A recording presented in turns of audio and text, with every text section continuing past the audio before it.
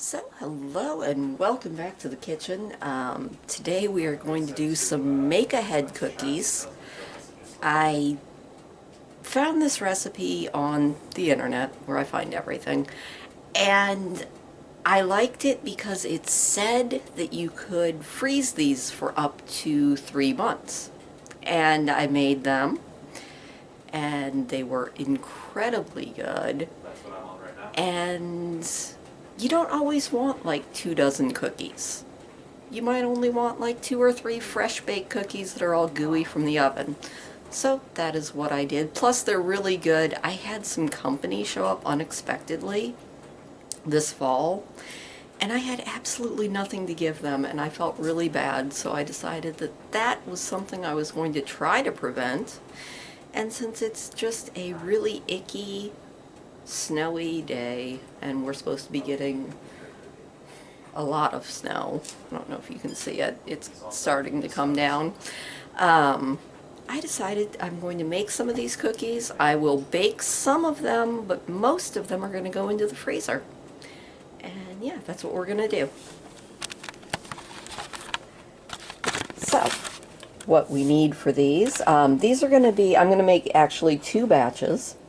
I'm going to make 1 batch with chocolate chips and 1 batch with chopped pecans, and it's going to be double chocolate cookies.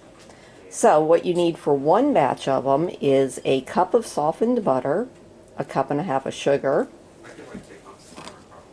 2 eggs, one that I just dropped on the floor. Okay, we're going to try that again. 2 eggs, 2 cups of flour, 2 teaspoons of vanilla, 2/3 of a cup of baking cocoa, and a little bit of salt, a little bit of soda, and your chocolate chips. I'm going to clean up this nasty egg that I dropped, and I'll be back in a minute.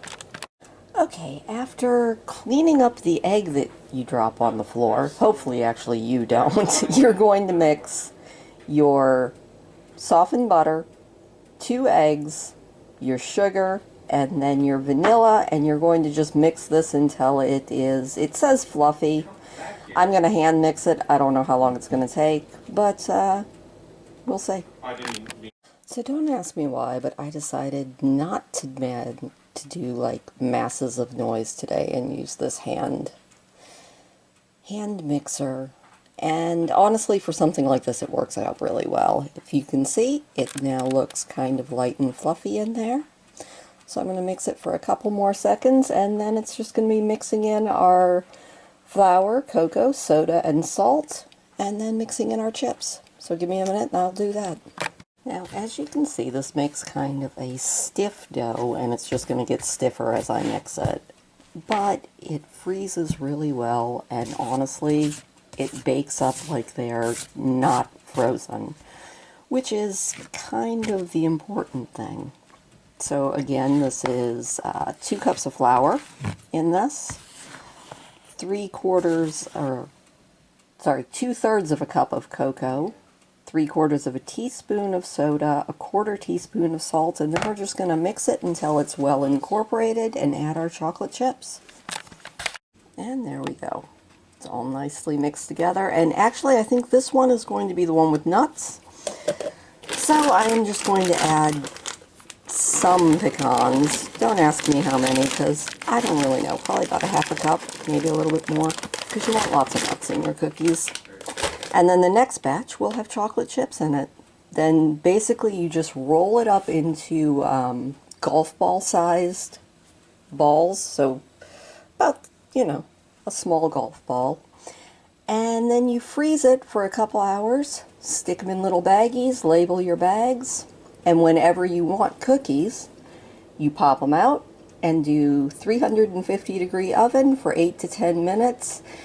And the best part about them is you can actually cook them straight from frozen. You just add about 2 more minutes into your oven time. So if you pop them out of the oven and don't even thaw them, you can just pop them in for about 12 minutes at 350 and you're good. Homemade fresh cookies. I'll give you a look at them when I get them all mixed up and onto a sheet to freeze. Okay, so there is my first batch ready to be put into the freezer. I just have to make up my second batch really quick, and then of course a half a dozen for treats for later that I'm going to go ahead and bake once I get this second batch done. And as you can see, it made 25 cookies, so you got around 2 dozen per batch that you make. So like I said, I'm going to make another bunch with chocolate chips in them, because that sounds really, really good too. I'm not sure how many other cookies you can actually freeze like this. I know you can freeze sugar cookie dough. I think you can do this with regular chocolate chip. I just like these because they end up tasting a lot like little chocolate cakes, and it's quite delicious. Alright, so as you can see, I have a bunch of cookies to stick in the freezer, and a nice dozen cookies to go in the oven as a treat for myself. Well, not the full dozen, but because I think I'm going to be doing some shoveling. I could still actually see the deck when I started doing this. So, looks like I'm going to be shoveling today. Hopefully it's not too bad. They are actually calling for up to 1 foot of snow today. I am crossing my fingers that these people are wrong, and also that we keep our power on. But yeah, I will show you these cookies when they come out of the oven. But until then, I am going to throw these other ones in the freezer, and I think shovel off the deck.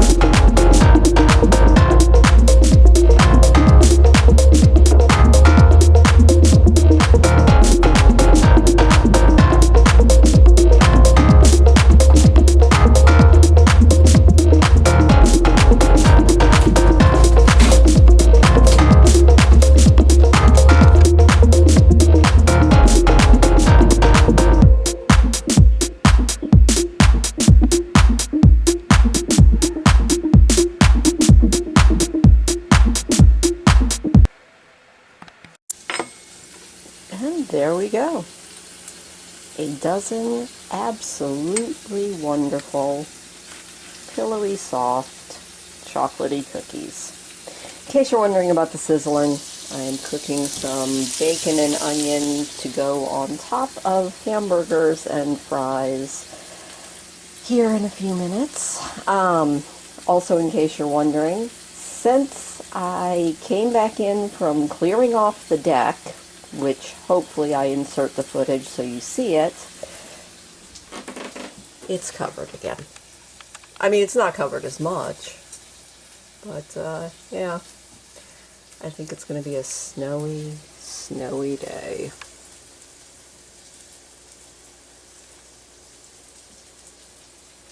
So I hope you guys have a fantastic day wherever you are. Hopefully you won't spend your entire day shoveling snow. Hopefully I won't spend my entire day shoveling snow.